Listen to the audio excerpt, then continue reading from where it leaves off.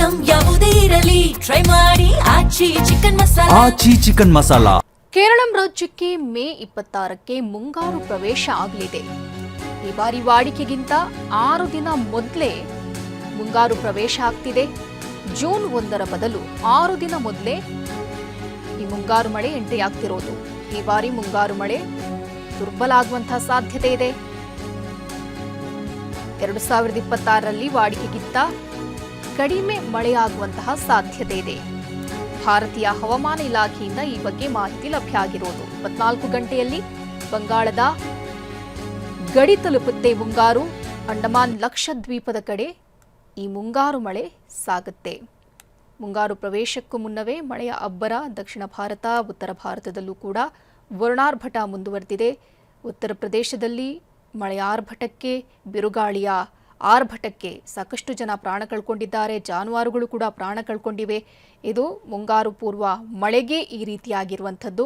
ಇನ್ನು ಜೂನ್ 1ರ ಬದಲು 6 ದಿನ ಮುಂಚಿತವಾಗಿಯೇ ಮುಂಗಾರು ಮಳೆ ಪ್ರವೇಶ ಪಡಿತಾ ಇರುವಂಥದ್ದು. ಕೇರಳಂ ರಾಜ್ಯಕ್ಕೆ ಮೇ 26ಕ್ಕೇನೆ ಈ ಮುಂಗಾರು ಪ್ರವೇಶ ಆಗ್ತಾ ಇದೆ. ವಾಡಿಕೆಗಿಂತ 6 ದಿನ ಮುಂಚಿತವಾಗಿ ಈ ಮುಂಗಾರು ಪ್ರವೇಶ ಆಗ್ತಿರೋದು. ಜೂನ್ 1ರ ನಂತರದಲ್ಲಿ ಈ ಹಿಂದೆ ಮುಂಗಾರು ಮಳೆಯ ಪ್ರವೇಶ ಆಗ್ತಾ ಇದ್ದಂಥದ್ದು. ಆದರೆ ಈ ಬಾರಿ ಮೇ ತಿಂಗಳಲ್ಲೇ ಮೇ 26ಕ್ಕೇನೆ ಈ ಮುಂಗಾರು ಪ್ರವೇಶ ಆಗ್ತಾ ಇದೆ. ಆದರೆ ಮಳೆ ಈ ಬಾರಿ ಸ್ವಲ್ಪ ಕಡಿಮೆ ಆಗುವಂತಹ ಸಾಧ್ಯತೆ ಇದೆ. ಮಳೆ ದುರ್ಬಲ ಆಗುವಂತಹ ಸಾಧ್ಯತೆ ಇದೆ. 2026ರಲ್ಲಿ ವಾಡಿಕೆಗಿಂತ ಕಡಿಮೆ ಮಳೆಯಾಗುವಂತಹ ಸಾಧ್ಯತೆ ಇರೋದು. ಈ ಬಗ್ಗೆ ಭಾರತೀಯ ಹವಾಮಾನ ಇಲಾಖೆ ಮಾಹಿತಿ ನೀಡಿದೆ. 24 ಗಂಟೆಯಲ್ಲಿ ಬಂಗಾಳದ ಗಡಿಯನ್ನ ಈ ಮುಂಗಾರು ಪ್ರವೇಶ ಮಾಡುತ್ತೆ. ಅಂಡಮಾನ್ ಲಕ್ಷದ್ವೀಪದ ಕಡೆಗೆ ಮುಂಗಾರು ಮಳೆ 24 ಗಂಟೆಯ ಒಳಗಾಗಿ ಪ್ರವೇಶ ಮಾಡುತ್ತೆ.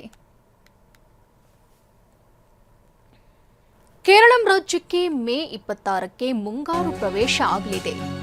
ಈ ಬಾರಿ ವಾಡಿಕೆಗಿಂತ 6 ದಿನ ಮೊದಲೇ ಮುಂಗಾರು ಪ್ರವೇಶ ಆಗ್ತಿದೆ. ಜೂನ್ 1ರ ಬದಲು 6 ದಿನ ಮೊದಲೇ ಈ ಮುಂಗಾರು ಮಳೆ ಎಂಟ್ರಿ ಆಗ್ತಿರೋದು. ಈ ಬಾರಿ ಮುಂಗಾರು ಮಳೆ ದುರ್ಬಲ ಆಗುವಂತಹ ಸಾಧ್ಯತೆ ಇದೆ. 2026ರಲ್ಲಿ ವಾಡಿಕೆಗಿಂತ ಕಡಿಮೆ ಮಳೆಯಾಗುವಂತಹ ಸಾಧ್ಯತೆ ಇದೆ. ಭಾರತೀಯ ಹವಾಮಾನ ಇಲಾಖೆಯಿಂದ ಈ ಬಗ್ಗೆ ಮಾಹಿತಿ ಲಭ್ಯ ಆಗಿರೋದು. 24 ಗಂಟೆಯಲ್ಲಿ ಬಂಗಾಳದ ಗಡಿ ತಲುಪುತ್ತೆ ಮುಂಗಾರು.